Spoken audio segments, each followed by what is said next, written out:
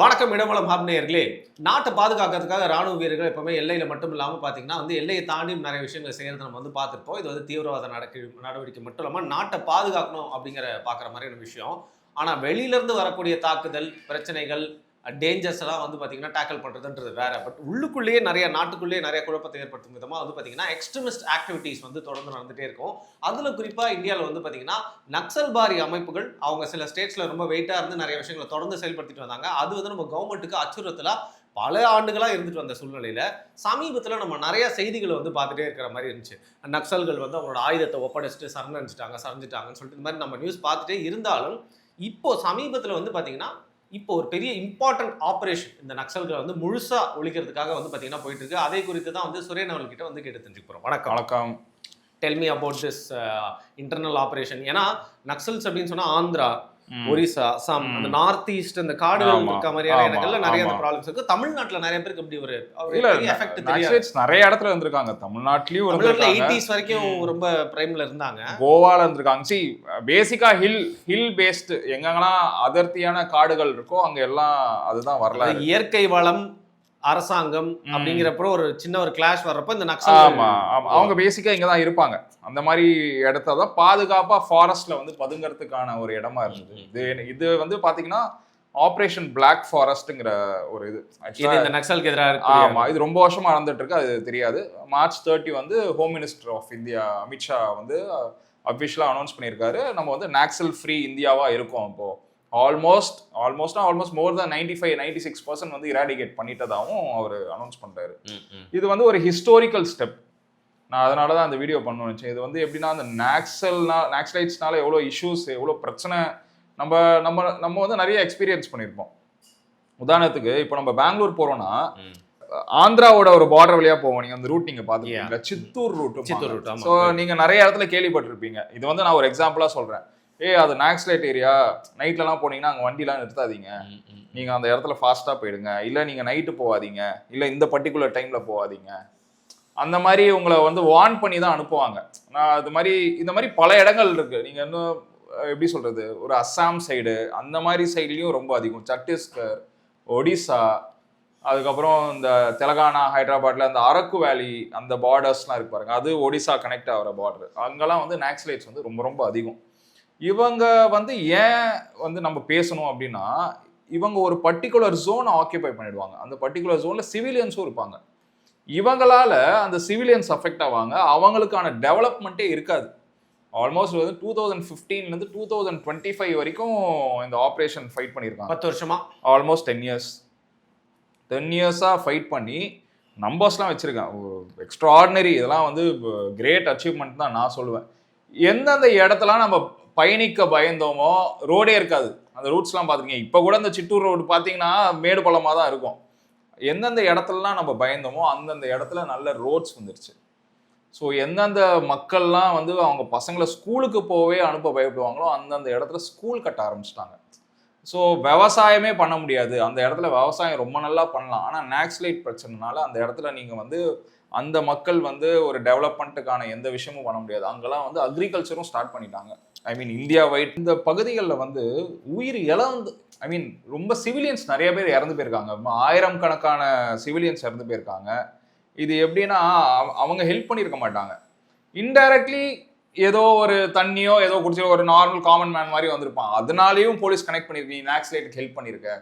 இந்த மாதிரி என்ன சொல்றது, ஒரு பெரிய கேஆஸ் கண்டினியூஸா அவங்களால அமைதியை சீர்குலைக்கும் விதமா கண்டிப்பா ரொம்ப ஏதாவது நீங்க சொன்னீங்க எக்ஸ்ட்ரீமிஸ்ட் இவங்களாம் டூ லெஃப்ட், புரியுதா? இவங்க ஐடியாலஜியே கம்ப்ளீட்டா டிஃப்ரெண்ட். நீங்க எப்படின்னா அவங்களோட ஒரு விஷயம் அச்சீவ் பண்ணுங்கிறதுக்கு பப்ளிக்கை கை வைப்பாங்க, கடத்திட்டு போவாங்க.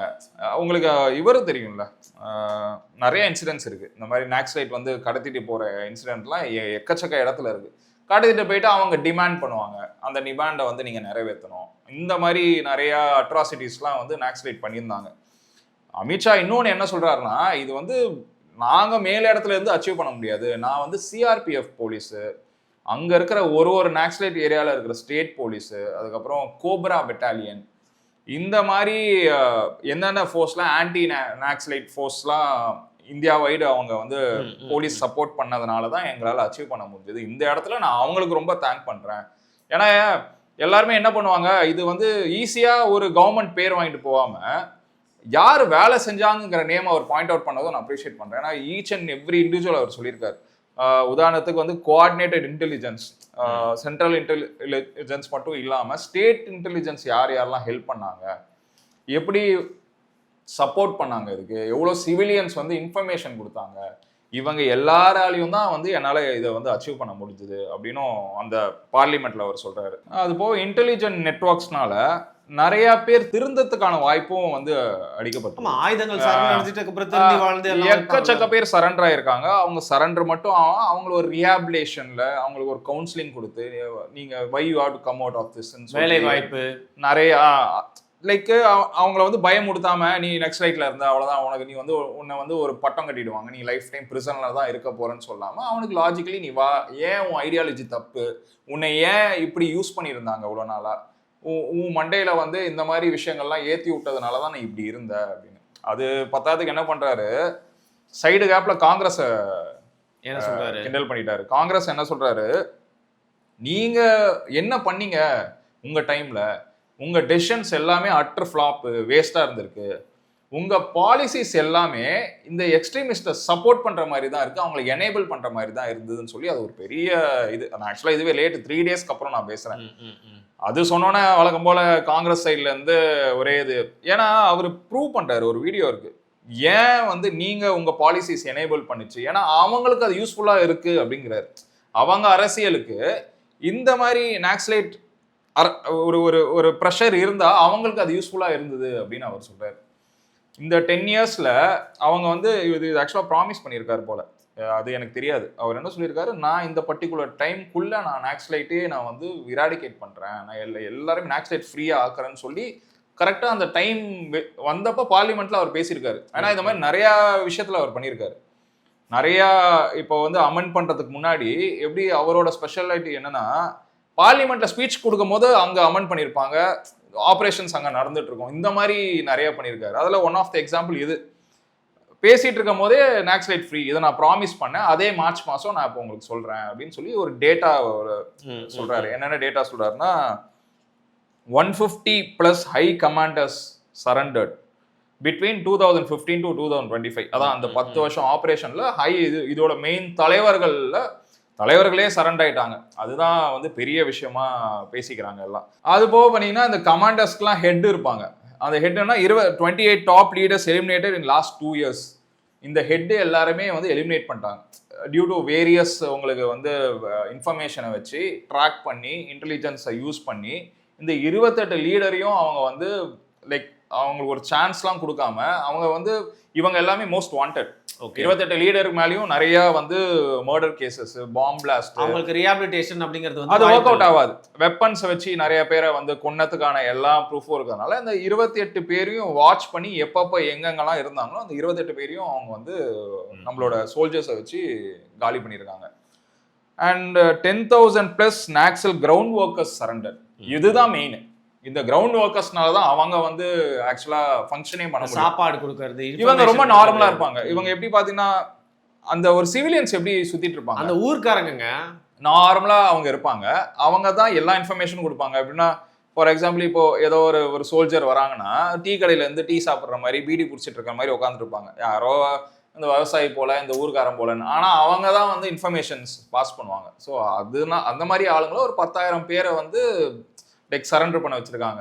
எப்படின்னா இன்னொன்னும் பண்ணியிருக்காங்க, என்னன்னா அங்க இருக்கிற லோக்கல்ஸ் கிட்ட எக்ஸ்பிளைன் பண்றது. இப்போ ஃபார் எக்ஸாம்பிள் உங்க ஃபேமிலியில ஒருத்தர் இந்த மாதிரி ஆயிட்டாருன்னா அந்த ஃபேமிலி கிட்ட புரிய வைக்கிறது, இங்க பாருங்க இதனால இந்த மாதிரி இருக்கு நீங்க, ஏன்னா அவங்க அவங்க வீட்டுல சொல்றாங்க இந்த மாதிரி நீங்க பேசுங்க அப்படின்னு. அந்த மாதிரியும் நிறைய பேர்கிட்ட பேச வச்சிருக்காங்க. இந்த மாதிரி இது தப்பு, அவர் இந்த மாதிரி ஒரு ஐடியாலஜில போகக்கூடாது அப்படின்னு சொல்லி ஃபேமிலி சப்போர்ட்டோடையும் இதை பண்ணியிருக்காங்க. அதுவும் வந்து ஒரு பெரிய விஷயம். இன்னொன்று, இந்த இவ்வளோ பர்டிகுலர் வருஷத்துல ஓவரால் உயிர் இழப்பு எவ்வளோ ஆயிருக்குன்னு பார்த்தீங்கன்னா மோர் தென் 20,000 லைஃப்ஸ் லாஸ்ட். அதுதான் வந்து இந்த ஆப்ரேஷனுக்கான முக்கியமான காரணமே அதுதான். இந்த மாதிரி உயிர்கள் இழக்கிறது, இவங்களோட இந்த எக்ஸ்ட்ரீமிசம்னால இன்னசென்ஸ் ஆகுறாங்களே, 20,000 பேர் செத்துருக்காங்க. It's very big number. உங்க ஓவராலா புரியும்னு நினைக்கிறேன். ஏன்னா இவங்க வந்து அந்தந்த பர்டிகுலர் பார்ட்ஸ்ல இருந்துகிட்டு இவங்களோட ஆக்டிவிட்டினால இன்னசென்ட் இது வந்து ஈக்குவல் டு அதர் டெரரிசம் மாதிரி தான் நான் பாக்குறேன். ஏன்னா ஒரு டெரரிசம்ல ஒரு பாம்பு பிளாஸ்ட்னு பாத்தீங்கன்னா 1000 பேர் சாவான். சரி, இவங்க இவ்வளவு வருஷத்துல அங்கங்க இவங்க வந்து ஒரு புரட்சி நான் பண்றேன்னு சொல்லிட்டு இன்னசென்ட் லைஃப்ஸ் ஆகுதுல்ல, அது கண்டிப்பா நம்ம வந்து பார்க்க வேண்டிய விஷயம் தான் அப்படின்னு நினைக்கிறேன். அதுவும் இல்லாமல் நான் என்ன கன்க்ளூஷன் பண்ண வரேன்னா, இந்தியா வந்து இன்ஃப்ராஸ்ட்ரக்சர் டெவலப்மெண்ட் ப்ளஸ் செக்யூரிட்டி வந்து ப்ரொவைட் பண்ணி டெவலப் ஆகிறது நான் ஒரு பெரிய அச்சீவ்மெண்ட்டாக பார்க்குறேன். இது வந்து வெரி ரேர். சில பேர் என்ன சொல்லுவாங்க, இந்த இந்த குறிப்பிட்ட இடத்துல நம்மளால பண்ண முடியாது, இங்கே வந்து ஆபத்து இருக்கு. இவங்க என்ன பண்ணுறாங்க, சேம் டைம் செக்யூரிட்டி ஃபோர்ஸஸை வச்சு அந்த என்னென்ன த்ரெட்டெல்லாம் இருக்கோ அதை வந்து இராடிகேட் பண்ணுறாங்க. சேம் டைம் அங்கே என்னென்ன டெவலப்மெண்ட்டாக இல்லை, மெயினாக எஜுகேஷன், நான் அதுதான் அப்ரிஷியேட் பண்ணுவேன். ஸ்கூல்ஸ் டெவலப் பண்ணியிருக்காங்க அந்த இடத்துல. ஸ்கூலுக்கு ஆக்சஸ் பண்ணுறதுக்கு ரோட்ஸ் கட்டியிருக்காங்க. ஸோ அவங்க என்ன பார்க்க வராங்கன்னா, இந்த இடத்துல படிப்புலாம் லேகிங்காக இருந்திருக்கு, ஸோ நம்ம வந்து அதை கான்சன்ட்ரேட் பண்ணணும்னு சொல்லிட்டு இதை ஃபோக்கஸ் பண்ணியிருக்காங்க. அதுக்கப்புறம் தான் அக்ரிகல்ச்சரல் இன்ஃப்ராஸ்ட்ரக்சர், இந்த மாதிரி ஆக்சஸ் பண்ணுறதுக்கு கூட்ஸு, லாரிஸு, நீங்கள் வந்து அக்ரிகல்ச்சர் ப்ராடக்ட்ஸ்லாம் நீங்கள் ப்ரொடியூஸ் பண்ணுறீங்கன்னா அதை அனுப்புறதுக்கான எல்லா வசதியும் பண்ணி வச்சுருக்காங்க. அதை வந்து நான் கண்டிப்பாக அப்ரிஷியேட் பண்ணுறேன். இந்த மாதிரி இன்னசென்ட் மக்களுக்குலாம் வந்து லைஃப்னா என்னன்னே தெரியாது. அவங்க வந்து ஒரு பயத்திலே இருந்திருப்பாங்க அவங்க வாழ்க்கை ஃபுல்லாக.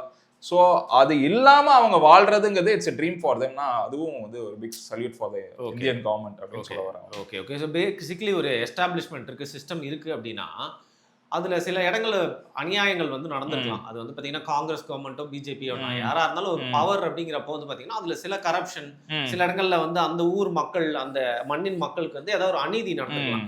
அதை சரியா கையாளாகாததுனால, அதாவது ஹேண்டில் பண்ணாதனால தான் இந்த மாதிரி அமைப்புகள்லாம் வந்து உருவாக்க வாய்ப்பு இருக்கு. ஸோ பேசிக்கலி சிஸ்டம்லயும் சில சேஞ்சஸ் கொண்டு வர வேண்டிய இருக்குன்னு தானே நம்ம. இல்ல கண்டிப்பா எல்லா சிஸ்டம்லயும் ஃபிளாஸ் இருக்கு, நான் இல்லைன்னு சொல்ல. நான் என்ன சொல்ல வரேன், எல்லா இடத்துலயும் அநீதி நடக்குது, நம்ம தமிழ்நாட்டிலேயே தான் அநீதி நடக்குது. நம்மளை காப்பாற்றுறதுக்கு ஒருத்தவங்க வர மாட்டாங்கன்னு நம்ம பார்த்து தானே இருக்கும். இன்னைக்கு நேரத்துல ரொம்ப வருஷமா வந்துட்டு தான் இருக்கு. இன்னசென்ட் லைஃப்ஸ் பாதிக்கப்படுறது தான். நீ வந்து ஒரு சிஸ்டம் சரியில்லை, ஓகே, அதுக்கு அதை எதிர்க்கிறதுக்கு ஒரு குரூப் இருக்கு, அவங்க வந்து அதை வந்து கொண்டு வர வைக்கிறாங்கன்னு. நீ கொண்டு வர வைக்கிறதுனால பலியாகிறது நிறைய பேர் இருக்காங்களா, அது ஏன் அப்படின்னு தான் நான் சொல்றேன். நீங்க பண்ணலாம், நீங்க ஒரு பவரோட சண்டை போடும்போது நீங்க உங்களோட ஒரு குரூப் இருக்குன்னா அந்த குரூப்பு பவரோட நீ சண்டை போடு. நீ சண்டை போடுறதுனால ஏன் இந்த பொதுமக்கள் இன்னசென்ட் லைஃப், அவங்களுக்கு நீங்க என்ன பிரச்சனையில இருக்கீங்கன்னு அவங்களுக்காக தான் நீங்க சண்டை போடுறீங்கன்னு வச்சுக்கோங்க, ஆனா அவங்க தானே சாவறாங்க அட் எண்ட் ஆஃப் த டே. நான் அதுதான் தப்புன்னு வரேன். நான் என்ன சொல்றேன், பிஜேபி காங்கிரஸ் ரெண்டு இந்த பொலிட்டிக்கல், நம்மளோட இந்தியன் பாலிடிக்ஸே எப்படின்னு பாத்தீங்கன்னா வேரியஸ் ரீசன்ஸ்க்காக இந்த மாதிரி நாக்ஸலைட்ஸை யூஸ் பண்ணுற வரலாறு இருக்கு. நான் அதை இல்லவே இல்லைன்னு சொல்ல மாட்டேன். கவர்மெண்ட்டே அவங்களை யூட்டிலைஸ் பண்ணது நிறைய ஹிஸ்டரிஸ் இருக்கு. நம்ம வந்து அதை ப்ரூவ் பண்ண முடியாது, ஆனா நம்ம கேட்டிருக்கோம். இந்த ரீசனுக்காக அந்த ரீசனுக்காக. நான் இப்போ என்ன சொல்ல வரேன், நான் I stand with that innocent lifes. சரியா, இந்த கவர்மெண்ட் வந்து இவங்க நல்லவங்களா கெட்டவங்களாங்க இல்லை, அந்த அந்த பாவப்பட்ட மக்கள் இப்ப படிக்கிறாங்க, அவங்க சந்தோஷமா இருக்காங்கிறது ஒரு நல்ல விஷயம். இவங்க இதை இராடிகேட் பண்ணாங்க, அதனால காமன் பீப்புள் நம்மள மாதிரி ஆளுங்க வந்து நிம்மதியா இருக்காங்க, அவ்வளவுதான். அதுதான் மேட்டர்ஸ் அ லாட். ஓகே. இப்போ இன்டர்னல் ப்ராப்ளம்ஸ், அப்புறம் கவர்மெண்ட்டே யூஸ் பண்ணது கூட நானும் நிறைய கேள்விப்பட்டிருக்கேன். அந்த மாதிரிலாம் வந்து கேள்விப்பட்டிருக்கோம். பட் எக்ஸ்டர்னல் ஃபோர்ஸஸ் இதை இன்ஃப்ளூயன்ஸ் பண்றது அப்படின்னு ஒரு மேட்டர் இருக்கு. ஃபார் எக்ஸாம்பிள் சைனா போன்ற கண்ட்ரீஸ்லாம் வந்து பார்த்தீங்கன்னா ஃபண்டிங் பண்ணி, இல்லை அந்த ப்ராப்ளமேட்டிக் ஸ்டேட்ஸ்ல வந்து இந்த மாதிரி மக்களை ஏற்றி விட்டு அவங்களும் பார்த்தீங்கன்னா இந்த மாதிரிலாம் ஆமா நடக்குது. அதெல்லாம் உண்மை. அதெல்லாம் கவனிக்க வேண்டியது தான் இப்போ இந்தியன் கவர்மெண்ட் வேலை. நான் திருப்பி நான் என்னமா சொல்ல வரேன், நான் வந்து பிஜேபி வந்து தப்பு பண்ணியிருக்காங்களா இல்லையான்னு நான் கண்டுபிடிக்கிறாங்க அப்படிங்கிறதெல்லாம் நான் அப்ரிஷியேட் பண்றேன். அவங்க சீக்கிரமா கண்டுபிடிக்கிறாங்க. இப்போ ஃபார் எக்ஸாம்பிள் இந்த வீடியோ கூட இருக்கு. இப்போ வந்து அந்த மேத்யூ வேண்டைக் அப்படின்னு ஒரு சிஐஏன்னு சொல்லிட்டு இருக்காங்க. நிறைய பேர் பேசினாங்க, நீ ஏன் பண்ணல, அவங்க வந்து மிலிட்டன்ட் குரூப்ஸை ட்ரெயின் பண்றான், அது ஒரு பெரிய ஒரு கான்ட்ரவர்சி போச்சு. நான் எதுக்கு வெயிட் பண்றேன்னா, எனக்கு என்ஐஏ கிட்ட ரிப்போர்ட் வரட்டும்னு வெயிட் பண்றேன். ஏன்னா இது வந்து நேஷனல் லெவல் மேட்டர். சரியா, நீங்க பிளைண்டா நீங்க வந்து பிளேம் பண்ணிட்டு பிளைண்டா இந்தியன் கவர்மெண்ட் வந்து அதுக்கு வந்து எப்படி சொல்றது, அன்ஆத்தரைஸ்ட் அனௌன்ஸ்மெண்ட் பண்ண முடியாது. ஸோ அது வந்து வேரியஸ் கண்ட்ரி வந்து யுக்ரைன் இன்வால்வ் ஆயிருக்காங்க 7 பேர், யூஎஸ்லேருந்து ஒருத்தன் இன்வால்வ் ஆயிருக்கான், இவன் ஏன் வந்தான் எதுக்கு வந்தாங்கிற டீட்டெயில்ஸ் வந்ததுக்கப்புறம் தான் நம்மள மாதிரி ஆளுங்க பேசணும்னு நான் சொல்ல வரேன். அதுக்கு முன்னாடி நான் ஒரு XYZ பேசுறதுக்கும் ஒரு விஷயத்த நம்ம தெரிஞ்சுக்கிட்டு பேசணும்ல. நம்ம வந்து என்ன மாதிரி ஒரு என்ன சொல்றது, ஒரு கான்ட்ரவர்சி வேணாலும் கிரியேட் பண்ணலாம், ஒரு கான்ஸ்பிரசி வேணாலும் கிரியேட் பண்ணலாம் இங்கே உட்காந்துட்டு. பட் ஸ்டில் அது எண்ட் ஆஃப் த டே அது இந்தியாவில் உட்காந்துட்டு நம்ம அதை பற்றி பேசுறதுங்கிறது நான் தப்பு தான் நினைக்கிறேன். ஒரு ஆத்தரைஸ்டு டீட்டெயில் ஒரு கம்ப்ளீட் டேட்டா நம்ம கிட்ட வந்ததுக்கப்புறம் அது சரியா அப்போ நீ விமர்சனம் பண்ணு, இந்தியா என்ன பண்ணிட்டு இருந்தது, இந்தியா பண்ணது தப்பு, ஏன் அலோவ் பண்ணாங்க, இது எல்லாமே நம்ம பேசலாம். ஆனா அதுக்கு முன்னாடி பேசுறது நான் தப்புன்னு நினைக்கிறேன். நான் அந்த வீடியோ நான் உங்ககிட்ட சொன்னேன் ஆக்சுவலா அந்த விஷயம் நடக்கும்போதே அதை பத்தி பேசலாமா, நான் லேட்டரா தான் யோசிச்சேன். அது வந்து என்ஐஏ கிட்ட இருந்து ஒரு ஃபுல் ரிப்போர்ட் வரல, அவங்க ஒரு சில விஷயம் கன்ஃபார்ம் பண்ணியிருக்காங்க. பட் ஸ்டில் அஃபிஷியல் ரிப்போர்ட் வந்ததுக்கப்புறம் அதை பத்தி பேசுறது தான் கரெக்டான முறைன்னு நான் நினைக்கிறேன். ஸோ நிறைய வந்து தீவிரவாத நடவடிக்கைகள், அதற்கு எதிராக ராணுவம் சண்டை போட்டது, உளவுத்துறை இதை பற்றிலாம் நம்ம நிறைய பேசியிருந்தாலும் இன்டர்னலா இந்த மாதிரி நடக்கக்கூடிய விஷயங்களை வந்து நம்ம ஒற்றுமையா இருக்கணும் ப்ரோ. என்னதான் இருந்தாலும் இந்தியாவுக்குள்ள ஒற்றுமை இருந்தால் இதுதான் தவிர்க்கப்படும். நம்ம வந்து எல்லாருமே ஒரு ஐடியாலஜியில கூட போய் மாட்டிக்கிறோம்.